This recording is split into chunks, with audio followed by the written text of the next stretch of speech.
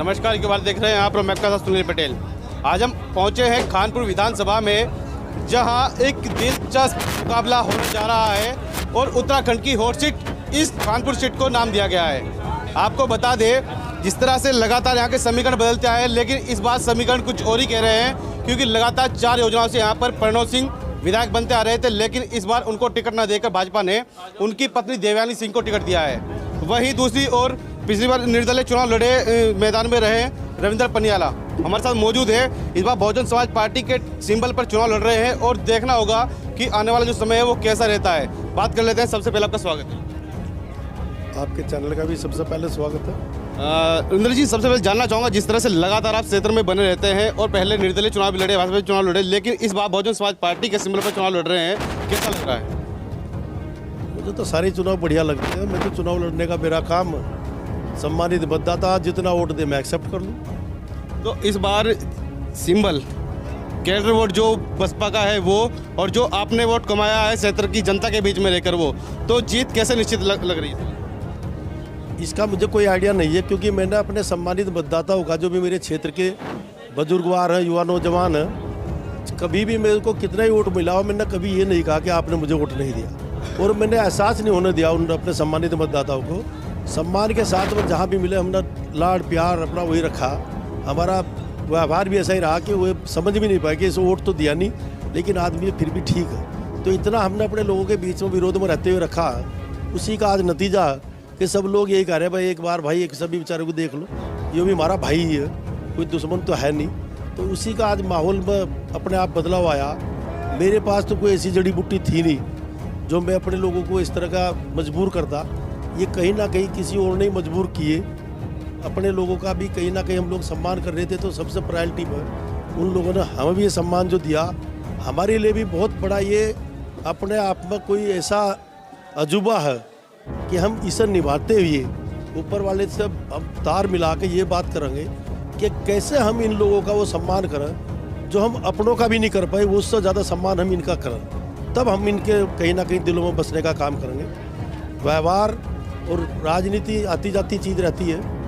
राजनीति में तो कोई जीत और हार तो ये सब लिखी जाती है। चुनाव लड़ते हैं तो अपने लोगों का लाड और प्यार मिलता रहा, ये बहुत बड़ी बात होती है। खानपुर विधानसभा का थितौला में आप पहुंचे थे, लेकिन देखा गया कि यहाँ पर जो लोग इकट्ठा होकर आपके समर्थन में आज आए हैं, ये लगातार प्रणव सिंह के साथ रहते आए हैं। आज आपका समर्थन इन लोगों ने किया है, तो कैसा आप महसूस कर रहे हैं इन लोगों के साथ जुड़कर?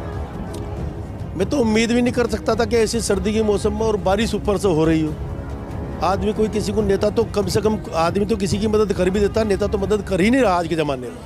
तो नेता के लिए आना जो मेरी कोई वो नहीं है कि मेरी कोई अपनी कामयाबी है, इन सब लोगों का ये अपने आप में इनका आधार है। इनकी बदौलत, इनकी शर्म लिहाज में ये लोग आए हैं, और इन लोगों ने ये अपना बड़ा विश्वास जताया होगा, ये अपने लोगों के लिए कुछ करते होंगे।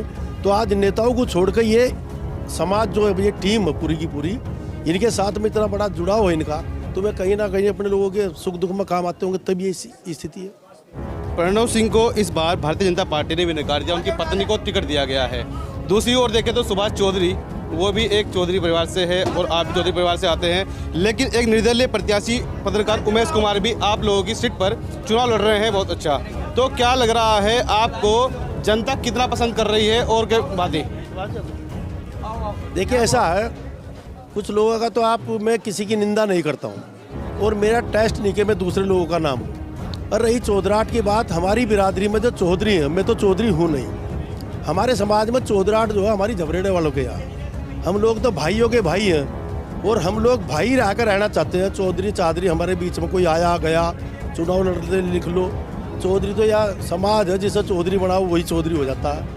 तो मेरा तो आप लोगों के बीच में यह कि हम दूसरे की निंदा ना करते हुए हम अपने लोगों को सम्मान के रूप में उनके कहीं दिलों में बसने का काम करें। 10 दिन है, इस 10 दिन में हम अपना अपना देखें, दूसरे का देखेंगे तो हमारा समय वेस्ट है। ये आखिरी सवाल, यहाँ की जनता आपको जिताकर विधानसभा भेजना काम करती है, तो क्या क्या प्राथमिकता है जो पहले नंबर आप करने चाहेंगे?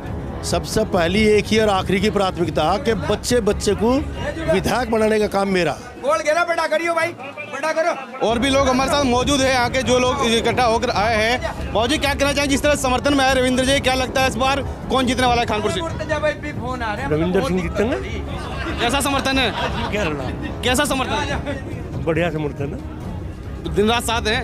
हम तो साथ ही हैं, हम किस साथ में साथ में और भी लोग साथ में हैं, बुजुर्ग आदमी हैं। लगातार देखा जाए तो 4 योजना से यहाँ पर प्रणव सिंह विधायक बनते आ रहे थे।